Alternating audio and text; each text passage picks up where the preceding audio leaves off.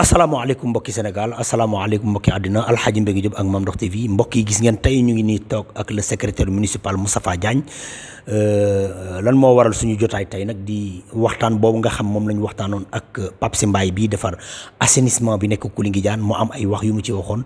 nit ñi am nu ñu ko déggee waaye nag pour ñu am lu leer dañuy dellusi tey ci ki nga xamante ni mooy Tafa Diagne le secrétaire municipal bi nga xam yu ci bari moo ñu ko gën a xam mu leeral na ko bu baax a baax Moustapha ñu ngi lay nuyu bu baax. waaw jërëjëf Alaaji ñu ngi lay nuyu. di nuyu vieux. di nuyu ñëpp. mbokk yi gis ngeen ko mu ngi noonu Moustapha gis nga démb suñu waxtaan ak Pape Sy moo am ay wax yu mu ci wax bon nit ñi wax ji jaaxal leen muy assainissement bi nit ñi dañu jàppoon ni un grand entreprise moo ko war a gagné pour ñu jox ko ñu jàpp ni daal dañ ci xeeb Pape Sy Mbaye parce que jàpp nañ ni Pape Sy Mbaye yorul entreprise bu mag bu mën a liggéey loolu lan nga ciy wax. jërëjëf Alaaji di nuyu ñëpp di nuyu sa auditeurs yi di nuyu population Tivaouane nuyu kilifa yëpp c'est important ñëw yàgg vieux pour ñu leeral tuuti projet boobu ñu am ci Kouly fekk ngeen fa Pape Sy Mbaye démb muy liggéey je crois que dañ ko interviewé mu wax ni moom maire yi moom la jox marché bi en fait ñun Pape Sy Mbaye ñun DRP la ñu lancé demande de renseignement et de prix à compétition restreinte Pape Sy Mbaye bokkul sax ci entreprise yu ñu consulté 5 entreprises yu ñu consulté ñoom ñu joxee seen offre Pape Sy Mbaye bokk ci ñu joxee seen offre entreprise bu nga xam ne moom moo gagné marché bi man maa ko boole ak Pape Sy Mbaye ni ko liggéey bi am na composante boo xam ne dama lay ñaan nga jox ko diw parce que diw ci dëkk bi la dëkk te lii moom mooy liggéeyam ci lii lañ ko xamee premier réseau assainissement eau pluviale bañ koy defar moom Pape Sy Mbaye dafa bokkoon ci ouvrier yu doon defar ouvrage boobu ba ñu paree ouvrage bi ingénieur bu yoroon entreprise bi moom moo ñëw ànd ak moom ba mairie présenté ñu ko confirmeel ñu mën-mënam ci loolu moom Pape Sy Mbaye mais Pape Sy Mbaye yorul entreprise bu ñu mën a jox lettre de consultation par rapport à une DRP à compétition restreinte pour mu mën a joxe offre am Pape Sy Mbaye il n'est pas attributaire de ce marché là beneen entreprise moo ko gagné. mais est-ce que mën nañ xam entreprise bi. après nañ si ñëw. entreprise boobu. ba ñëwee ñu jox leen seen ordre de service et tout. ñu war a démarrer. laa leen ñaan man Tafa Diagne secrétaire municipal man maa leen ñaan. ni leen composante gas regard yi ak ubbi tranchée yi. nañ ma dimbali ñu jox ko Pape Sy Mbaye ak équipe am mu liggéeyal leen ko entrepreneur bi fay ko. donc mën nañ wax ni Pape Sy Mbaye entrepreneur bee ko jël comme sous-traitant mu tombeek Pape Sy Mbaye dëkk Tivaouane xarañ ci composante boobu mooy gas ay regard ak ubbi ay tranchées Pape Sy Mbaye loolu la yor ci liggéey bi te entrepreneur bu gagné marché bi man maa intervenir pour mu dénk ko loolu. kon ça veut dire que ni Pape Sy Mbaye créewul plan bi dañu créer plan bi jox ko moom pour mu exécuter ko quoi. non Pape Sy Mbaye mënul créer plan. Pape Sy Mbaye du ingénieur du sax technicien en génie civil c'est un ouvrier spécialisé nga ci wàllu liggéey yooyu projet assainissement Kouly du projet assainissement quartier Kouly ñun quartier Kouly pour assainir ko non maire yi amul les moyens financiers pour assainir tout le quartier de Kouly projet bi consistance am moom mooy lan Kouly dafa am benn point bas boobu ndox yu bëri fa la ñuy daje bu towee mu déranger waa koñ bi indi ay problème de circulation kenn du mën a jaar foofu loolu nag yàgg na premier réseau de drainage des eaux pluviales bu ñu defar soriwul foofu te réseau boobu defar nañ ko depuis 2008 mais boobu ba léegi point bas boobu mu ngi exister ñu amoon xalaat depuis longtemps ni point bas wu Kouly bi boo xoolee distance am ak premier regard bu ko gën a jege ci réseau primaire bi ça fait moins de 450 mètres ñu xalaatoon ni comme pa xaar nañu état ba tàyyi pour projet assainissement de Tivaouane, assainissement eau pluviale. Parce que amoon nañ benn projet assainissement eau pluviale avec le 10e fonds européen de développement ci lañ defee le réseau primaire. Ba ñu entamé le programme de modernisation de Tivaouane ñu boole ci aussi assainissement de la zone ouest parce que booy xool le réseau primaire zone est bi rek la xaw concerné xam nga ak un peu centre-ville bi ñu waxoon ni léegi il faut un 2e réseau primaire d'assainissement des eaux de pluie dans la zone ouest ba ñu jël benn cabinet IDEV-IC ñoom la état commettroon ñoom ñu ñëw def les études pour le plan d'assainissement liquide de Tivaouane assainissement liquide maanaam eau pluviale ak eau usée tey jii nag ba état amee financement pour assainir 10 villes secondaires ñu boole ci Tivaouane ñun suñu préoccupation majeure en tout cas au niveau de la mairie moom mooy woon projet boobu ñun ñu defal ñu assainissement des eaux pluviales mais malheureusement état projet boobu yëpp assainissement eau usée la ko def ci pratiquement dëkk yi ci bokk yëpp moo tax Tivaouane aussi xam nga ñu bàyyi eau pluviale def eau usée en attendant yeneen ressources am ñu mën a def eau usée lii ñuy def Kouly nag lenn rek la dañu bëgg a raccorder point bas boobu nekk Kouly ci le premier réseau primaire de drainage des eaux pluviales entre ce point bas là et ce réseau c'est une distance de moins de 450 mètres ñu gëstu ci waxtaan ci ak waa RC Construction ñoom ñoo yor le projet d'assainissement des eaux usées ñoom ñooy defar réseau bi ñoom ñoo defar la station d'épuration des eaux usées bañ ci waxtaanee ak ñoom pour ñu am seen appui la ñu ñëw sur le terrain ñoom ñoo ñu defal étude yi RC Construction depuis daaw parce que projet yu bëgg nañ ko démarrer depuis daaw mais on avait des tensions financières xam nga de sorte que mun ñu ko def ren nag ñu taxaw ci xam nga mobiliser les moyens financiers nécessaires xam nga pour mettre en œuvre ce projet-là qui consiste à raccorder le point bas de Kouly au premier réseau primaire de drainage des eaux pluviales lii document bi ma yor RC Construction ñoom ñoo ko defar donc jël nañ toutes les levées topographiques génnee nañu pente bi génnee nañu côte yi génnee nañu lépp le niveau naturel projet bi yaa vu lan la pente projet en pourcentage yaa vu côte projet distance partielle distance cumulée côte du terrain naturel lan la dimension et matériaux PVC kii man defaruma ko man mënuma lii waa RC Construction ñoom ñoo defar lii ak yeneen documents sur la base de ces documents ñun mairie si la ñu defar notre demande de renseignement et de prix à compétition restreinte lancer les lettres de consultation entreprises yi soumissionné ñu def ouverture des prix évaluation des offres entreprise bu gagné ñu jox ko ordre de service am mu démarrer liggéey bi. mais entreprise bi ba mu ñëwee di démarrer. man maa ko boole ak Pape Simbaye pour mu dénk ko la composante bu nga xam ni moom mooy tijji regard yi ak gas tranché yi Pape Simbaye loolu lañ ko dénk ci liggéey bi te entrepreneur bi moo ko dénk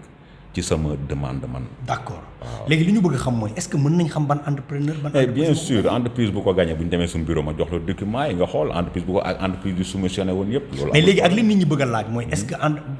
marché la boo xam dañoo lancé DRP bi nit ñi ñëw soumissionné benn entreprise gagné ko est-ce que loolu jaar nañ ko fi ñu ko war a jaar. alaaji ñun dafa am loo xam ni mënatuñ ko def même bu fekkoon dañ ko bëgg sax mënuñu ko. parce que ay texte moo ñu tënk ñun xaalis bu ñuy fayee xaalis bi Tafa Diagne téewu ko Diagne si meng téewu ko newul ci mairie bi le trésorier public moom moo yor xaalis boobu te le trésorier public ay documents yu leer naññ yoo xam ni moo retracé passation de marché bi fu ñu commencé ba fu mu aboutir conformément au texte boo ko présenté wul lii du dem donc on a bien fait les études préliminaires avec RC Construction. Et sur la base de ces études, on a élaboré une demande de renseignement et de prix à compétition restreinte. Boo déggee demande de renseignement et de prix à compétition restreinte ñu xam les procédures de passation de marché public war nañ xam montant bi c'est compris entre lan ak lan. Tu as vu? Donc c'est pas un grand projet bu ñuy wax. Il s'agit tout simplement de raccorder le point bas de Kouly au premier réseau de drainage. Distance bi c'est moins de 450 mètres. On a fait les études et on a vu que financièrement on a les ressources mën nañ ko def donc xam nga nañ ko def. kon marché boobu mairie bi moo koy financer boppam. Mais bien sûr mairie moo koy. du marché état quoi marché du marché état. Du marché état. Parce que pour assainir tout Tivaouane non on a besoin de l'état mais pour raccorder ce point bas là de Kouly au premier réseau primaire. kon ça veut dire que li ngeen di def ni Kouly rek la concerné quoi. Kouly dong la concerné moo tax xam nga il faut que alaaji yow waroo dem sur le terrain di wax ak kenn si loo xam ni yëfu mairie la mairie moo ko initié te jaaroo fii d'abord. parce que yow ci nga bokk. non d'accord mais nag man dama am ñaari casquette Moustapha dama am casquette conseil municipal ak casquette Ndox TV. la ma yóbbu dem ci Pape Sy Mbaye dama fa doon dem pour xool liggéey bi technique bi dong ma yóbbu woon sax. li ci am après sax laay doog a comprendre yooyu. mais dafa am loo xam te ni askan wi ñoo ko moom yabal ma koy defi looloo waral may ñëw. pour au moins di waxtaan ak yooyu mais bari na ci yoo xamante ni damay ñëw ci yow nga wax ma ko yaa ngi nii addinaa ngi nii di la déglu leeral la leen ñoom ñu comprendre. li ñu bëgg a xam di ko laaj mooy est-ce que marché bi jaar na fi ñu war a jaare ba mu egg ci loxol Pape Sy Mbaye ak marché bi ñaata la war a doon pour ñu jox ko Pape Sy Mbaye loolu rek lañ may laaj loolu. waaw alaaji bu ma la wax léegi tontu naa la marché bi procédure de passation de marché booy def marché boo xam ni muy travaux walla fourniture bu ci ne rek type de marché bu ci ne rek dafa am ay seuil yi ñoom ñooy déterminer ban forme de procédure ngay def ndax DRPR lay doon walla DRP co walla DAO ainsi de suite tout dépend du montant xam nga du projet donc projet bi DRPR la demande de renseignement et de prix à compétition restreinte donc du projet bu mag nga projet bu ndaw la ressources yi ça permet tout juste xam nga de réaliser le projet de raccordement du point bas de Kouly au premier réseau primaire. bu nekk Kër Sëñ Mansour c'est tout bu nekk Kër Sëñ merci très bien. grille avaloir regard avaloir bu nekk bunt Kër Sëñ Mansour ci la ñuy raccorder le point bas de Kouly xam nga en utilisant des tuyaux PVC de grande dimension je crois que 250 la ñuy utiliser moom la entrepreneur bi wax quoi. waaw mais est-ce que jàpp nga ni Pape Sy Mbaye mën naa liggéey loolu dafa. waaw mais Pape Sy Mbaye ñun lu ñu ko dénk man dama yaakaaroon ni moo ko booleel woon ak entrepreneur bi mu jox ko ba keneen di ko liggéey sax waa Tivaouane bu ñu ko gisee nañ ko mettitlu parce que Pape Sy Mbaye ñëpp xam nañ ko ci loolu. loolu kenn gënu ko mën man looloo tax ma proposer entrepreneur bi ni ko jël ko comme que waa Tivaouane la am na équipe ñu liggéeyal la lii. kon sama dégg-dégg mooy Pape Sy Mbaye ouvrier la rek. donc Pape Sy Mbaye gañewul marché. Pape Sy Mbaye soumissionné wu. kon ci communication bi mu def moom def ci juum man maa boole entrepreneur bi ak Pape Sy Mbaye pour que Pape Sy Mbaye liggéeyal ko loolu c'est tout ça c'est pas interdit kon ça veut dire que ni Pape Sy Mbaye moo juum ci communication bi mu def. parce que bi ma ko posé question dafa wax turu entreprise am Pape Malick Mbaye entreprise ma laaj ko la jox marché bi mu ni Tafa Diagne boobu sax xam naa ni Tafa Diagne mën ta joxe marché mais léegi yaa ngi ni toog addinaa ngi di toog loolu moo tax ma bëgg mu leer nit ñi xam ni situation bi nii la demee. non alaaji man sax ma nangoo def ak yow entretien c'est pas pour leeral ni Tafa Diagne jox ko marché. tu as vu ku jàpp ni Tafa Diagne moo ko jox marché xam nga yow c'est parce que da nga am ay limites quoi c'est tout mais Tafa Diagne mënul joxe marché man tontuwuma par rapport ak loolu. xam nga tu as vu damay tontu xam nga damay leeral. ni projet bu ñuy liggéey Kouly consistance am lan la assainiruñu tout le quartier de Kouly on n'a même pas les moyens lu ñu bëgg moom mooy raccorder point bas bu nekk Kouly foofu nga xam ndox mi dafay dajaloo parce que c'est un point bas xam nga ñu raccorder ko ci réseau bu nga xam ni ça existe déjà tout court te entre point bas boobu ak réseau bi c'est une distance de moins de 450 mètres on a fait les études On a vu que mën nañ ko def financièrement attan nañ ko et on a lancé le marché à travers une DRP-CR, demande de renseignement et de prix à compétition restreinte. C'est tout. On a consulté 5 entreprises comme lu texte yi wax. ñu indi seen offre financière et administrative, ñu évaluer entreprise bu gagné ñu jox ko lettre de notification. xam nga def lu ñu war a def yëpp mu jotee ñu jox ko ordre de service am maire signal ko mu ñëw démarrer liggéeyam. ba mu ñëwee nag pour démarrer liggéey dafa ñëw toog ñu waxtaan. ci dëkk bi et tout. xam nga ci laa ko indiqué Pape Sy Mbaye pour que mu liggéey ak moom par rapport ak ouverture tranchée yi ak gas regard yi. parce que man jàpp naa ni Pape Sy Mbaye loolu moom vraiment tëlewu ci. waaw mbokk yi gis ngeen ko mu ngi noonu Pape Sy Mbaye ouvrier la entrepreneur bi moo ko jël en tant que ouvrier muy def li nga xamante ni entrepreneur bee koy sant muy liggéey n'est-ce pas Tafa. bien sûr bi ci des mooy est-ce que mën nañ xaar ci yeneen assainissement yi nekk ci yeneen quartier yi ñooñu lan nga leen di wax. Alaaji loolu c'est important gis nga bu ñu paree Kuli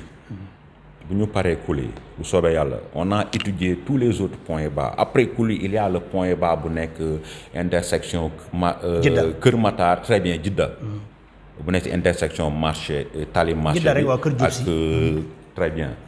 bu ñu paree boobu nan xool nu ñuy defee la même chose comme nu ñu def fii parce que boobu aussi xaw na jege le réseau primaire de drainage des eaux de pluie mais regard bu ko gën a jege toll na ci ay 700 mètres 600 ba 700 mètres waaw moo tax bu ñu paree ci bi nan xool financièrement nu ñuy mobiliser les ressources xam nga pour réaliser boobu tamit. am na yeneen point bas yoo xam ne aussi sori nañu réseau bi mais ñu ngi xalaat defar yeneen système d'assainissement yoo xam ni ndox mi dañ koy drainer xam nga vers des puits vers des fosses perdues comme ni ñu defee assainissement avec au niveau de Kër Xaali am na benn tali boo xam ne noonu la ñu defee assainissement bi chaque 100 mètres dañoo def benn grille avaloir xam nga connecté ko xam nga ci benn fosse perdue bu mag. xam nga muy recueillir xam nga ndox mu bëri quoi. donc yooyu yëpp ñu ngi koy étudier. mais Kër Xaali lan ngeen même bu état ñëwul ñun ñu xool vraiment xam nga avec nos propres ressources lu ñu mën a def ci assainissement. Kër Xaali nan ngeen def ak ñoom Kër Xaali am na problème. waaw Kër Xaali lu ñu def ak ñoom Kër Xaali xam nga foofu ndox mi tali bi da koy piégé. moo tax daaw on a acheté xam nga benn moto pompe xam nga bu mag jox ko sapeur pompier le centre de secours pour que saa yu tawee rek bu ndox mi bëree ñu mën a intervenir et au niveau de Kuli et au niveau de Kër Xaali xam nga manque ndox mi mu dem ak Kër Matar yëpp Kër Xaali instant bi sapeur yi installé nañ dispositif bi xam nga ñu ngi pomper ndox mi quoi lu ñu sonaloon foofu moom mooy année yee passe yëpp amuñu woon fu ñu sànni ndox mi mais daaw on a pu trouver xam nga benn lieu boo xam ne mën nañ fa sànni ndox mi xam nga gars yi am nañ flexible bu gudd et depuis daaw xam nga noonu la ñuy defee Kër Xaali comme Kuli quoi. kon Kuli nag bu bii sottee donc sapeur pompier yi doot ñu sonnati foofu xam nga on mobilise les moyens pour feneen quoi. mais daal lu ñu bëgg moom mooy nànk-nànk point bas bu ñu mën a raccorder ñu raccorder ko foo xam ne point bas boo xam ne sori na réseau bi aussi ñu xool ban système la ñu mën a drainer ndox mi pour que mu bañ a sonnal nit ñi waaw en attendant nag que état. am les moyens xam nga jàppale ñu def l'assainissement intégral xam nga de la commune de Tivaouane assainissement eau pluviale quoi. kon daal mën nañ xaar d'ici peu de temps Tivaouane moom lu jëm ci affaire taataa yi moom mën na fi jógee. en tout cas daal mu la mën a wax moom mooy tout le monde verra que mairie mu ngi def ay jéego par rapport ak assainissement boobu lu ñu mën rek dinañ ko jéem ci point bas bu ne waaw. mbokk yi gis ngeen ko loolu lañu indi woon waxtaan nañu ak Tafa Diagne wax na li muy wax mu ngi noonu nag à vous de juger de toute façon mooy nii lañ fi nekkee képp koo xamante ni bëgg ngaa wax lu jëm ci Tivaouane boo seet see Alxaaji Mbégi Diop ak Mame Ndokh TV dinañ ko leeral ba mu leer amul parti pris fu ñu gis ne dañ fa war a demalu askan wi dinañ fa dem wan leen li nga xam moom lañ leen di wan li ci des nag mooy yéen ay atti seen bopp Tafa Diagne déglu ngeen ko li mu wax leeral na li nga xamante ni mooy point bi nekk Koulingi Diane jëm kër Serigne Mansour mu ngi noonu ci sant bu baax ki nga xamante ne mooy Massaw Fall sunu caméraman Alxaaji Mbégi Diop ak Mame Ndokh TV jërë ngeen jëf.